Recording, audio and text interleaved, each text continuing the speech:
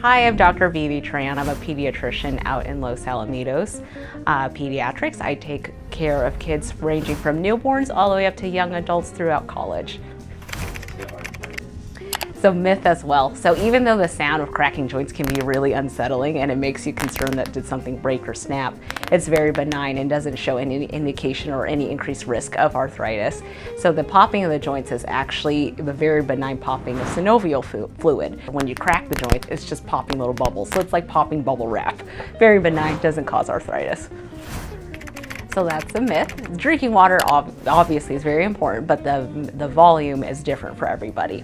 So the volume that's needed per person is based on many factors, including the age, the gender, the size of a person, and also how active somebody is, including the weather. On hotter days, everyone needs to drink a little bit more water. So really 64 ounces is a guideline, but it can range anywhere between 48 ounces even up to 96.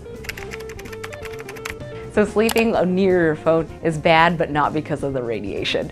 So the concern with sleeping with phones is that the blue light that's emitted can mess with your sleep cycle. So that can affect the quality of your sleep, but it's not emitting any radiation that would cause any brain damage. It'll just make your sleep quality not as good. It may be harder to fall asleep, maybe harder to stay asleep. It can help. So with that, apples very important to eat because of all the vitamins, but if you don't like apples, as long as you eat, I always tell all kids at least 3 servings of fruits or vegetables. Our goal is 5, but as long as you eat 1 with breakfast, lunch, and dinner, that can help keep the doctor away. Absolutely. So a issue here in healthcare is that there's just so much information. So there's lots of information on the internet, through social media. So with that, although a lot of the information is helpful, it's hard to sift through between what's actually accurate and what's a myth.